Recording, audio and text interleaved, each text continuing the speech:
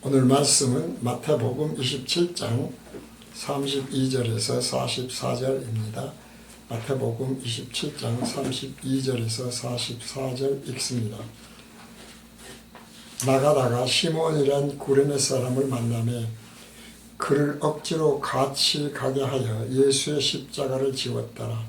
골고다 즉 해골의 곳이라는 곳에 이르러 쓸개 탄 포도주를 예수께 주어 마시게 하려 하였더니 예수께서 맛보시고 마시고자 아니하시더라. 저희가 예수를 십자가에 못 박은 후에 그 옷을 제비 뽑아 나누고 거기에 앉아 지키더라. 그 머리 위에 이는 유대인의 왕 예수라 쓴 죄패를 붙였더라. 이때에 예수와 함께 강도 둘이 십자가에 못 박히니 하나는 우편에 하나는 좌편에 있더라. 지나가는 자들은 자기 머리를 흔들며 예수를 모욕하여 가로되 성전을 헐고 사흘에 짓는 자여 네가 만일 하나님의 아들이거든 자기를 구원하고 십자가에서 내려오라 하며 그와 같이 대제사장들과 서기관들과 장로들도 함께 희롱하여 가로되 저가 남은 구원하였으되 자기는 구원할 수 없도다.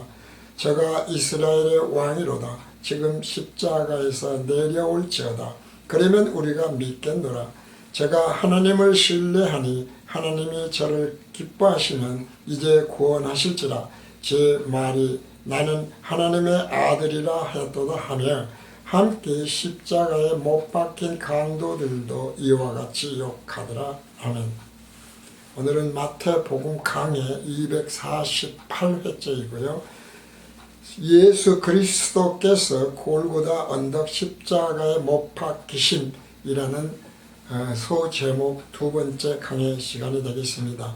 특별히 이 강해에는 부제로서 율법의 마침이 되시는 왕 중의 왕, 대제사장, 선지자이신 예수님이라는 부제를 붙였습니다. 율법에 왜 예수님이 마침이 되시는가에 대해서도 사실 알 것 같으면서도 알기가 제대로 깨닫기가 어려운 그런 말씀이죠. 우리는 이런 걸 생각합니다. 복음교실에 늘 말씀을 드리는데 진정한 은혜, 예수님이 말씀하시는 사랑이라는 게 도대체 뭘까? 왜 복음교실에서는 인간은 진정한 은혜나 하나님처럼 진정한 사랑을 할 수 없는가? 이 말씀을 늘 드리지 않습니까?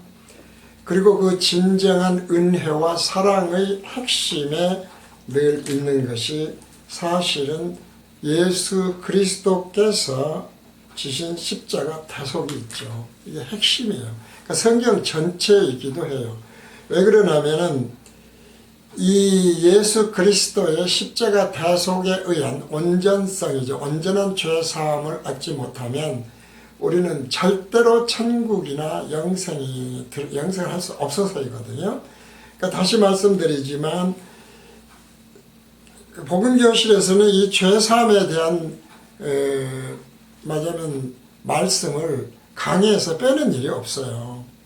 왜 그러냐면 우리가 예수 믿고 병 낫고 예수 믿고 부도가 안 나고 예수 믿고 좋은 학교에 다니고 요즘 특히 그런 거 많이 있지 않습니까?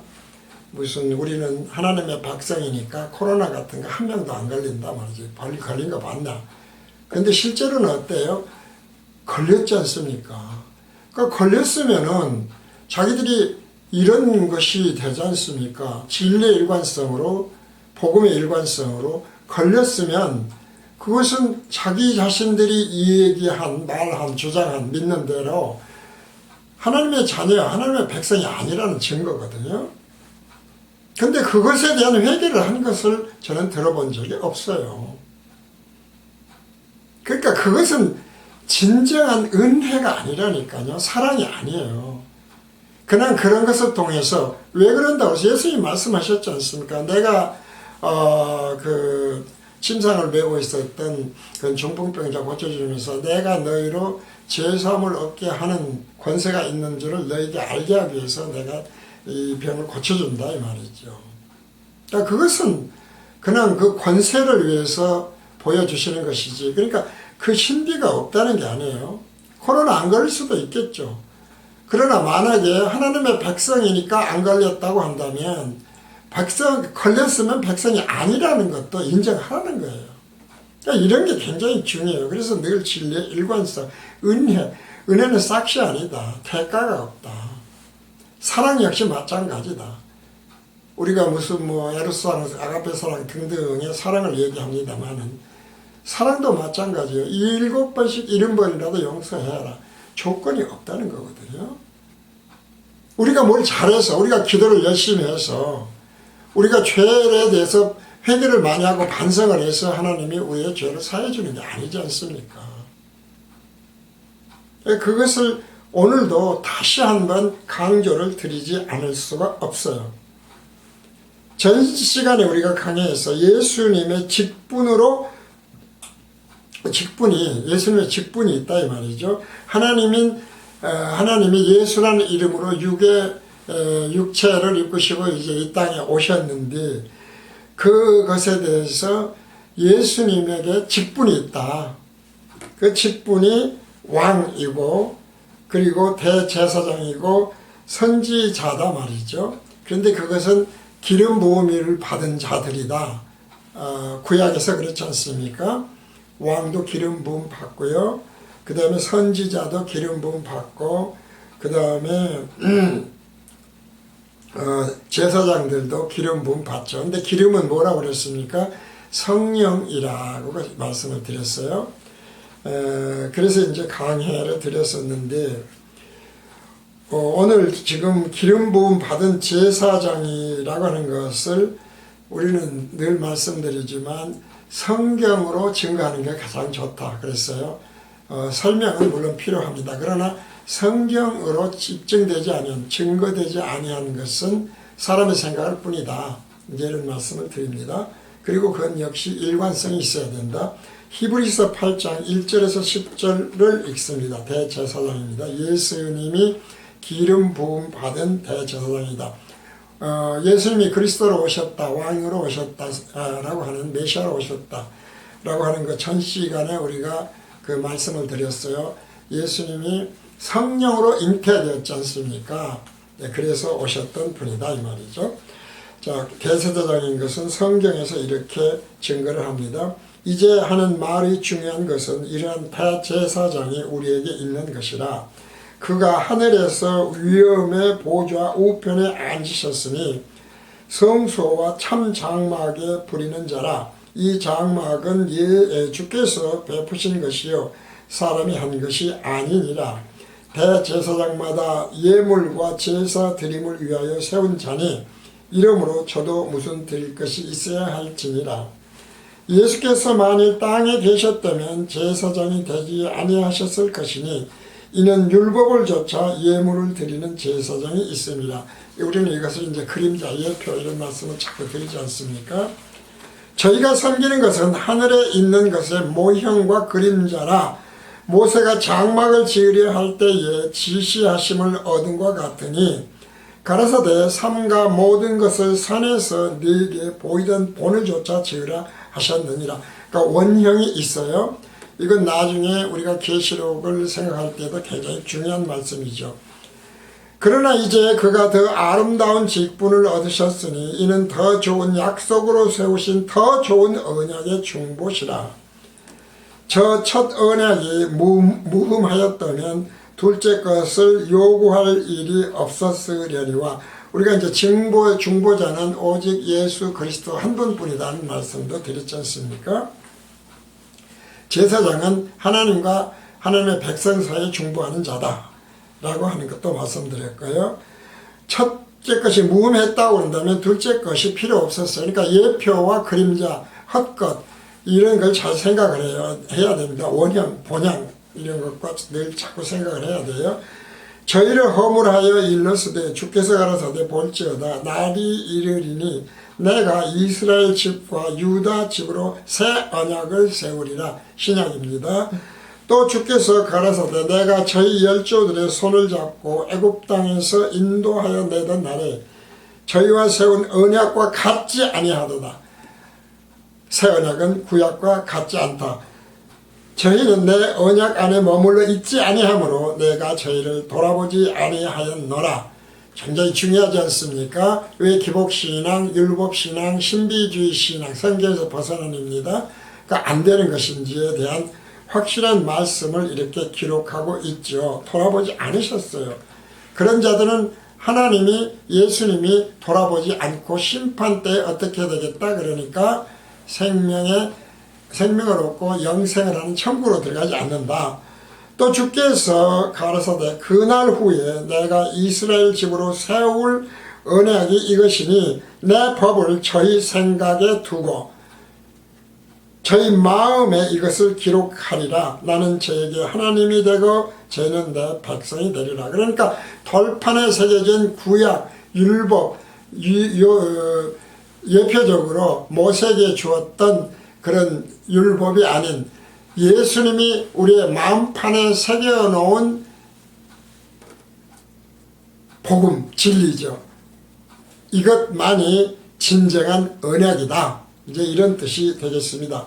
그러니까 이 일을 감당하신 대제사장, 참 대제사장은 그러므로 오직 하나님이신 예수님 외에는 없다 이 말이에요. 그러니까 스스로 다속제물이 되시고 스스로 그리스도가 되시고 스스로 왕이 되시고 스스로 제사장이 되신 것이죠. 또 동시에 선지자가 되신 것이죠. 그래서 예수님은 우리에게 알려주십니다. 마태복음 9장 17절이죠. 마태복음 9장 17절에서 새 포도주는 원래 생명입니다. 새 포도주를 가죽부대는 무엇입니까? 육이죠. 육적인 것입니다. 가죽부대에 넣지 아니하나니 그렇게 하면 부대가 터져 포도주도 쏟아지고 부대도 버리게 됨이라. 새 포도주는 새 부대에 넣어야 둘이 다 보존되느니라. 자, 이 비유의 말씀도 그러니까 우리가 알 수 있지 않겠습니까? 왜 터져버립니까? 온전치 못하니까. 본교실에서 늘 말씀을 드리자면 온전성의 문제, 속성의 문제죠. 인간의 속성은 시간과 공간에 가둬져 있기 때문에 물질로 되어 있기 때문에 온전하지 못해요. 구약의 율법에 의해서 하나님이 방법은 알려주셨죠. 죄 없는 짐승, 가죽이죠. 육이죠. 죄 없는 육체를 대신해서 죽임으로써 다속이 되어지는 하나님의 백성의 죄가 속해지는 율법을 정하셨지 않습니까? 그런데 그것이 온전치 못해요. 그러니까 그것은 그 율법을 온전히 행할 육체가 없기 때문에 그런 가죽 부대가 없다니까요. 가죽이 없어요. 그래서 우리가 본교실은 이것을 진리의 일관성, 기쁜 소식의 일관성으로 총론불변의 진리를 말씀드려요. 그러니까 뭐 사랑이다, 은혜다, 비스무리한 것은 우리가 베풀 수 있다니까요. 흉내는 내요, 흉내. 그런데 흉내는 뭐라고 그랬습니까? 짝퉁이다. 그것을 외식, 가면이다. 이제 이런 말씀을 늘 드리는 것입니다. 그러니까 지금도 보면 이제 인터넷 안에 수없이 많은데요. 예수님 닮은 삶을 살려면 어떻게 살아야 되느냐. 예수님의 닮은 삶. 이런 말을 참 많이들 하더라고요. 분명히 말씀드립니다. 흉내는 낼 수 있어요. 닮는다는 것은 흉내는 내요. 그러나 참 예수님이 될 수는 없어요. 그럼 언제 돼요? 새하늘과 새 땅에서 생명의 부활을 해야. 그러려면 전제가 뭐예요? 대전제가 절대적으로 죄사함을 얻어야 돼요. 근데 죄사함은 내가 얻는 것이 아니라 듣는 것이 허락된 자, 하나님이 택하신 자만 죄사함을 얻는다 이 말이죠. 그러니까 이런 것들이 새 언약과 구 언약, 가죽부대와 생명을 담는 새 부대, 새 포도주와의 차이다 이 말이죠. 인간의 육체에 있는 생명은 참 생명이 아니지 않습니까? 이제 이런 것들을, 그래서 예수님이 말씀하시죠. 예수님은 천국에 대한 모든 것을 비유로 말씀하신 후에 제자들에게 결론의 말씀으로 이렇게 말씀하셔요. 마태복음 13장 51절에서 52절입니다. 13장 51절에서 52절. 이 모든 것을 깨달았느냐 하시니 대답하되 그러하오이다. 제자들이 대답하는 거죠. 예수께서 가라사대 그러므로 천국의 제자된 서기관마다 마치 새 것과 옛 것을 그 곳간에서 내오는 집주인과 같으니라. 집주인은 누굽니까? 집주인은 하나님이죠. 집주인은 하나님이에요. 그러니까 예수님이 꺼내올 수 있는 거고, 예수님이 꺼내온 것은 성령이 꺼내오는 거예요. 그러니까 거듭나지 아니한 자는 꺼내올 수가 없어요. 못 꺼내요.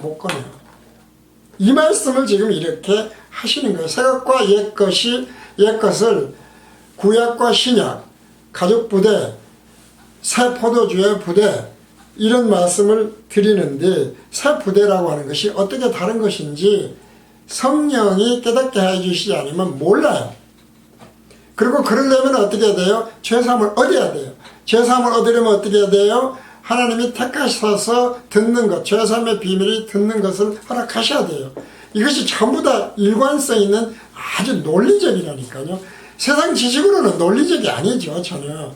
그러나 성경적인 영적인 논리는 분명하게 있는 것이다, 일관성으로. 바로 그러한 것을 우리는 예수님이 말씀하시는 이런 말씀에서 배워야 되고 깨달을 수 있어야 된다. 율법이나 기독교 진리나 복음이 낡은 가죽 부대에 넣은 것이 되어서 터져버리면 어떻게 돼요? 전혀 쓸모가 없다니까요. 흉내내는 건 쓸모가 없는 거예요. 그래서 그걸 말씀드리지 않습니까? 애들이 문방구에서 사온 화폐가 돈이 있지 않습니까? 내가 나중에 크면 엄마 아빠 뭐든지 다 원하는 거 다 사줄게. 그러면서 문방구에서는 가짜 돈을 몽땅 준다고 그래서 그게 무슨 소용이 있냐 이 말이죠. 마음은 기특하겠죠. 그러나 그것이 믿음이 되어버리면 안 돼요. 이것이 정말 우리 부모, 내 아버지 어머니가 원하는 것을 사줄 수 있다고 하는 믿음이 되어버리면 어린 믿음이 된다는 것이죠. 히브리서 7장 9절에서 19절까지를 보겠습니다. 9절에서 19절. 또한 9절에서 7장 9절에서 19절입니다. 또한 10분의 1을 받는 레위도 아브라함으로 말미암아 10분의 1을 다 바쳤다 할 수 있나니 이는 멜기세덱이 아브라함을 만날 때에 레위는 아직 자기 조상의 허리에 있었음이니라. 레위계통이 제사 직분으로 말미암아 온전함을 얻을 수 있었으면, 온전성입니다. 백성이 그 아래서 율법을 받았으니 어찌하여 아론의 반차를 줬지 않고 멜기세덱의 반차를 줬는 별다른 한 제사장을 세울 필요가 있느냐. 제사직분이 번역한 즉 율법도 반드시 번역한 즉 율법도 반드시 번역하리니 바뀐다 이 말이죠. 이것은 한 사람도 제단 일을 받들지 않는 다른 지파에 속한 자를 가리켜 말한 것이라. 우리 주께서 유다로조차 나신 것이 분명하도다. 이 지파는 모세가 제사장들에 관하여 말한 것이 하나도 없고 멜기세덱과 같은 별다른 한 제사장이 일어나는 것을 보니 더욱 분명하도다. 그는 육체에 상관된 계명의 법을 좇지 아니하고 오직 무궁한 생명의 능력을 좇아 된 것이니 증거하기를 내가 영원히 멜기세덱의 반차를 좇는 제사장이라 하였도다. 전혀 계명이 연약하며 무익함으로 율법은 아무것도 온전케 못할지라 이에 더 좋은 소망이 생기니 이것으로 우리가 하나님께 가까이 가느니라. 하나님에게 가까이 갈 수 있는 유일한 길은 그러므로 온전한 대제사장인 예수 그리스도의 중보가 없이는 불가능해요. 그리고 십자가 대속이 없이는 안 된다니까요. 이게 굉장히 중요해요. 멜기세덱은 구약성경 창세기 14장 18절에서 아브라함 시대 지극히 높으신 제사장인 살렘 왕으로 나와요. 살렘 왕은 그래서 아브라함이 11조를 살렘 왕에게 바치죠. 그래서 멜기세덱을 하나님이며 대제사장인 예수님으로 봐요. 멜기세덱은 예수님이죠. 아브라함이 바쳤어요. 율법이 있기 전이거든요. 창세기 14장 18절입니다. 살렘 왕 멜기세덱이 떡과 포도주를 가지고 나왔으니 그는 지극히 높은 하나님의 제사장이었더라. 예수님이죠. 제사장이에요. 대제사장이기도 하고. 떡과 포도주는 잘 아는 대로 생명과 말씀 아닙니까? 이 말씀은 곧 예수님의 몸 육이기도 하고 그래요. 히브리서 7장 1절에서 4절입니다. 멜기세덱은 살렘 왕이요 지극히 높으신 하나님의 제사장이라 여러 임금을 쳐서 죽이고 돌아오는 아브라함을 만나 복을 빈 자라. 우리가 이제 축복이라는 것은 예수님의 이름으로는 축복이 된다는 것이죠. 그러나 늘 말씀드리지만 가톨릭에 강복이라는 말이 있어요. 복을 내려주는 것은 하나님은 복을 내려주시지 축복하는 분은 아니에요. 바로 이제 그런 의미가 되겠습니다. 복을 빈 자라. 아브라함이 일체 10분의 1을 그에게 나눠주리니 그 이름을 번역한 즉 첫째 의의 왕이요 또 살렘 왕이니 곧 평강의 왕이요 살렘 샬롬. 아비도 없고 어미도 없고 족보도 없고 시작한 날도 없고 생명의 끝도 없이 하나님 아들과 방불하여 항상 제사장으로 있느니라. 이 사람의 어떻게 높은 것을 생각하라. 조상 아브라함이 노략물 중 좋은 것으로 10분의 1을 저에게 주었느니라. 바로 예수님이었다라고 하는 것을 다시 한번 말씀을 드린 것입니다. 그래서 예수님이야말로 대제사장이요 참 대제사장이요 그리고 우리가 예표가 아닌 진정한 대제사장이다. 이제 이런 말씀. 그래서 예수님의 중보자의 역할을 했던 것이다. 라고 하는 것을 성경으로 예수님이 왜 기름 부음 받은 대제사장인지에 대한 것을 말씀을 드렸습니다. 오늘 마태복음 강의 248회 예수 그리스도께서 골고다 언덕 십자가에 못 박히신 둘째 번 강의 부제로서 율법의 마침이 되시는 왕 중의 왕 대제사장 선지자이신 예수님의 강의는 여기서 마칩니다.